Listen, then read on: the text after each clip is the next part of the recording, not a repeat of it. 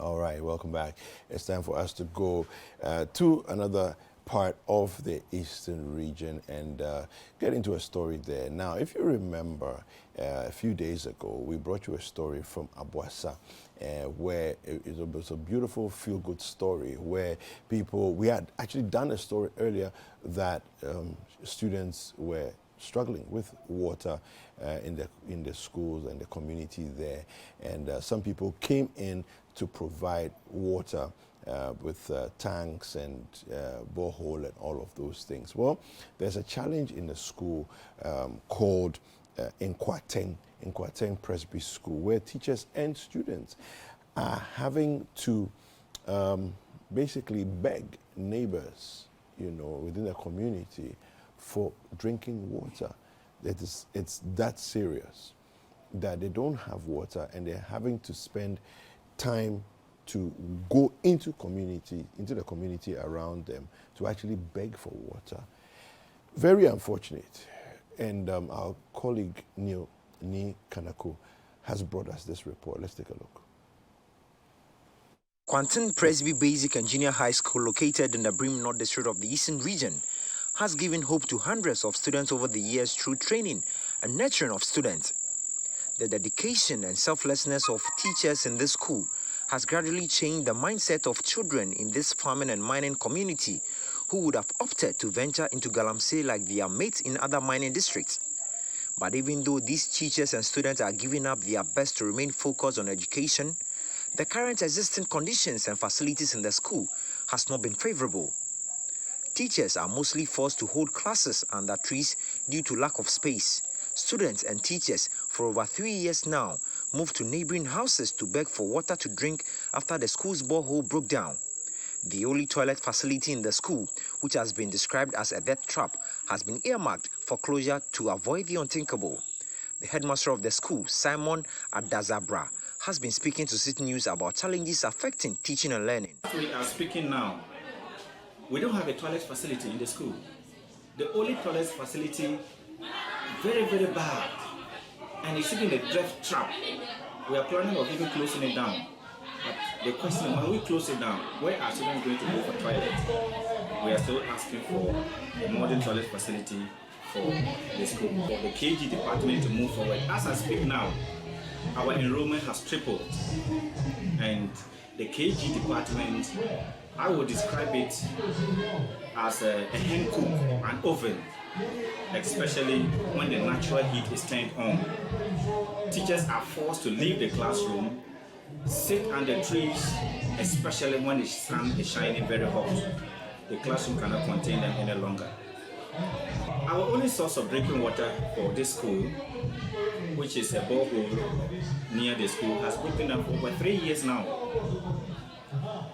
You may ask me, how does student get water to drink? Yes, student has to go to the neighboring houses where they have meter pipes, beg them, fetch and pay money. We've been doing this for over 3 years now. So we are pleading that the borehole can still be put back in good shape and to serve the purpose in which it was created for. Again, our JHS block is very bad, dilapidated, especially in terms of the roofing. We need to change the roofing. Anytime it's about to rain or anytime it rains, definitely students have to position themselves to a certain corner so that after the rain, they will come back to the classroom again. All the roofs are leaking. As part of efforts to improve the reading proficiency of students of this school, to bring them at par with their colleagues in the urban areas, Nkwarteng Foundation, a non-governmental organization, has launched a reading club and an established ICT lab for students to be abreast with information technology and also improve their ICT performance in the BECE. Over the years, Nkwarteng Foundation has been a solid and major partner of schools in the deprived area, assisting them with teaching and learning materials, consumables, and infrastructure. This fully furnished model ICT lab has been fitted with 21 brand new computers with UPS, a projector, a touchscreen device, comfortable chairs, together with the structure, all at a cost of 2.14 billion Ghana cedis. The Executive Director of Ntiama Foundation, Mrs. Mercy Kwansa Ansa, who indicated that this initiative is to support and augment GES effort in STEM, says there are plans to expand and replicate this model ICT center in other deprived districts. Basic living now involves all kinds of electronic gadgets. Everything you do, you have to use a computer, you have to use a phone. It's made life easier. So if you are growing in this era, in this century, you have to be conversant with this kind of technology. And mostly in Ghana and most parts of our region, we don't usually have these opportunities to be, on top of these developments in the world. So this is our little startup, our little resource that we hope to expand so that even the people that do not have can also be a part with all those other people that have in the cities outside the country and all over the world. Which, if successful, we want to sort of expand this and possibly open similar ICT centers in various schools that have the space and ability to contain an ICT center. So it's mostly a support to GES initiative to introduce technology in schools, and even I think recently they've added in STEM education as well. So in introducing our ICT centers, we want to even extend to STEM, provide resources that will also support that kind of education. The Brim North Director of Education, Charles Kofi Champon, who expressed his appreciation for the kind gesture from Ntiama Foundation, pledges commitment to ensure the facilities are well maintained. Put to good use so that the objective for which it was set up will be realized. We want to assure them also that we are going to maintain high maintenance culture. Ghanaians, we lack maintenance culture. In this case, it's going to be key so that we can extend the usage of this facility. We are going to see to it that the teachers actually use the facilities to benefit the children rather. More often than not, some of these things are meant for the kids, but the benefit usually doesn't go to them. And in this case, we are going to ensure that the children, they use it to the advantage of the children.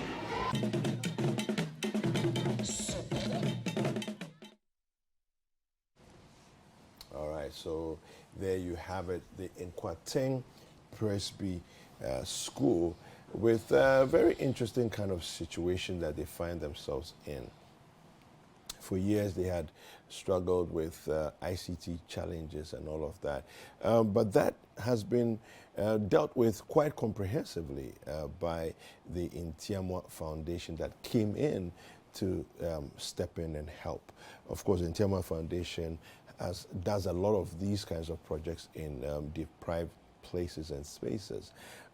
But very interestingly, even though the ICT issues have been solved or resolved, somehow within that same situation, the teachers as well as the students are having to go around and beg for water. What a conundrum. Well, Apioko has joined me on the show this morning, and let me say good morning to her. How you doing? Hi, David. I'm well. How are you? Charlie, I'm not sure. What color is this one? Terracotta or what? It's brick red. It's brick red. Okay, so it's terracotta. It's the same thing. Not the same thing, but close. Yeah, but how you do? Okay, you good? You good? Yeah, we're grinding. Yeah. We're grinding. We're hustling. Yeah. It's all right. Yeah. Yeah. So, looking at the Yeah. Yesterday, I'm sure you watched the CNR reports. Brilliant report of what Galamsey looks like and what it has done to us as Ghanaians in every sense of the situation. To our environment, of course, to our water bodies, to people's livelihoods, both those who are flourishing from it and then those who are negatively affected by it. We've seen that brilliant. Of course, Vivian did mention that this evening continues. Yeah, we are not going to stop, you know. But coming from that, you know, I was reading about what the Ntiama Foundation, I've been following them for a while. So I've seen work that they've done. Of course, now we're talking about the Eastern region, but all over the country, they've been to different educational spaces, not just schools, but educational institutions, entities, just trying to do their bits to make sure that our children, our young people are well educated. So, you know, I got excited about that. And then you follow the story somewhere, you realize, but these students who have benefited from this ICT facility, their teachers, the management of the school, the students themselves, their parents, they've put aside what they would have, or one would term, challenges. And they're really just telling themselves that, look, education is a great legacy. So let's get educated. These students, many of them have been taken out of communities that are affected by Galamsey, and they've been convinced that, look, Galamsey is a short-term, quick money thing, but in the end, it's bad, you know, for you, for the country, for your environment. Go to school and do things, just trust the process, and you benefit. Then you have students like this, all of a sudden you have to go around begging for water to drink because their borehole for the past 3 years has not been properly functioning. You know, and so it's almost like, you know, you overcome, and then something pulls you down again. Someone will say, well, that's life, but does it really have to be that hard? It doesn't have to be that hard.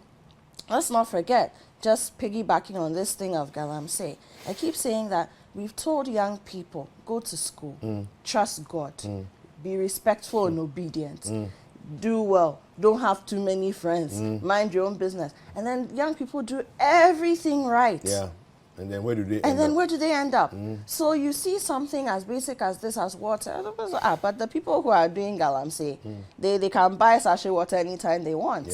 They can travel to other places in the world, wherever they want to go. Then before you realize, something as basic as water, because you can't access it, it's begun to form an entire mindset and conviction that there's nothing in school for me. So we can't overlook things like this. We really can't. We really can't. And especially when people are doing the Lord's work and you know, fixing situations that really government, districts, assemblies, DCEs should be doing. I mean, the project we're looking at, this ICT part, $2.41 billion or $million. $2.41 million. And someone say, but that's a lot of money. But cost of computers, networking, getting internet in there. All those things. All I mean, those if you things. just think about even where the Nkwarteng Presby School is, how are you going to get internet connectivity? You understand. You want to build the infrastructure to make it functional. To make it functional. You don't have, you know, cables just lying around, you can just connect. I mean, it's not an urban area. Fiber optics, where? It's not an urban area. Talking about people doing the Lord's work, let's speak with Shiva Opongbanahene, who is the project officer for the Ntiama Foundation. Good morning. Good morning, my brother. Yes, how are you doing? I'm very fine, and you? Very well, thank you. Thank you for joining us on Breakfast Daily this morning. Thank you for having me also. All right, so let's find out what inspired you, first of all, to look at Nkwarteng Presby School to invest in this project. Oh, okay. So the Ntiama Foundation has been operating in the Eastern region, specifically Great North District, for over 10 years now. Okay. So we are privy to all the problems and challenges facing education and health in the area. Mind you, Nkwarteng is one of the many schools with serious problems in the area. Okay. So we've been trying to support in one way or the other with their basic needs and one or two things that would go to improve livelihood and education and health in the area. Improving or uplifting the community as in the Great North District is one thing that the founder of the Ntiama Foundation had in mind. Okay. And though he is called R.K. Asante, Mr. Robert Kwekwe Asante. His made though, but his plan and his desire of uplifting the community through education and health still lives. That is why we have consistently and continuously supported schools and communities in the area. Yeah, yeah.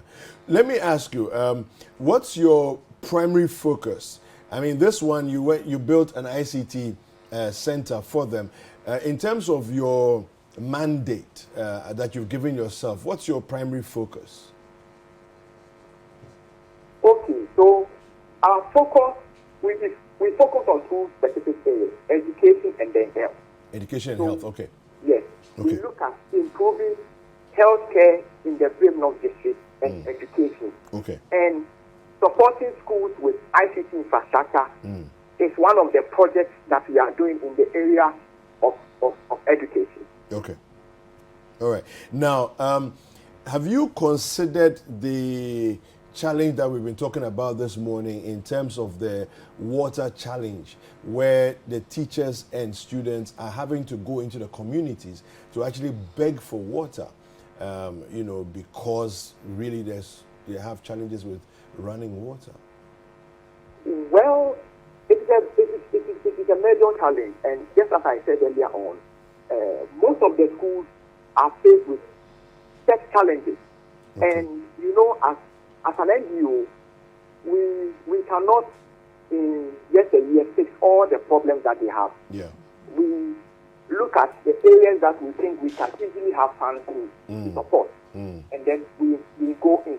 Just as what we are doing, we brought in Citi FM as a media organization to also tell the story of the school, aside the fact that we wanted what we have done to be made known to the entire world, so that people would also replicate it elsewhere.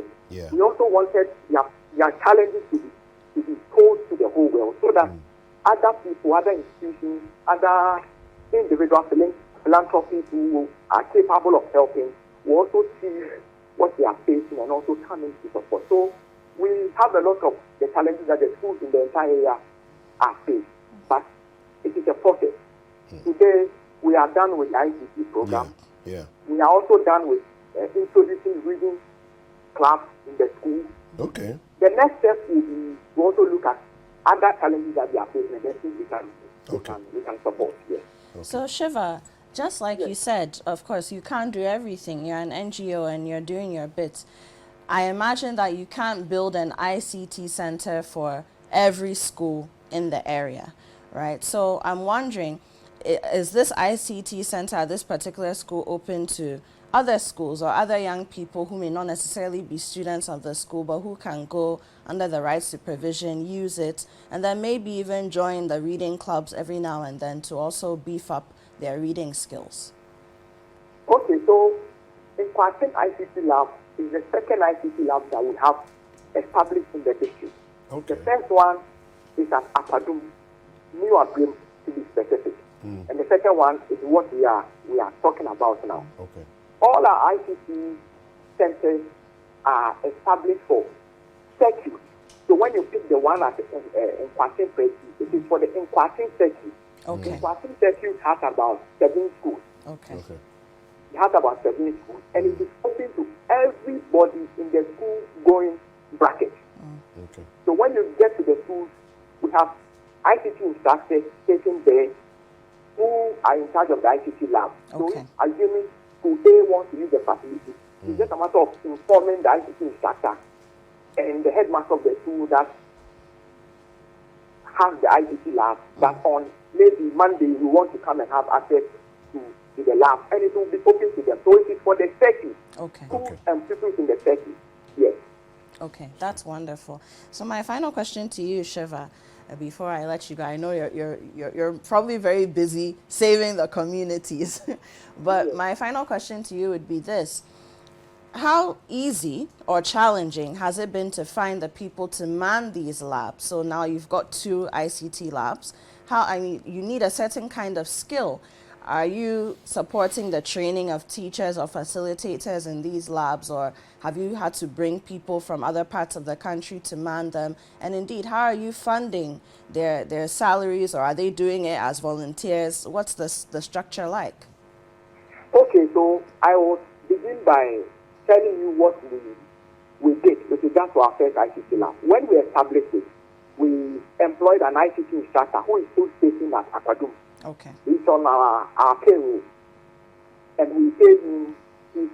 He always regularly goes through training to upgrade himself so that he'll be able to execute his task perfectly.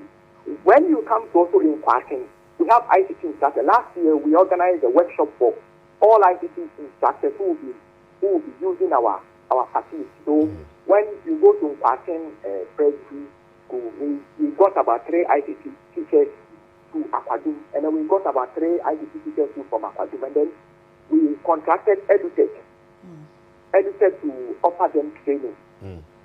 Okay. So regularly we train them to be equipped with the modern technologies and the modern kind of teaching. Okay. Yeah.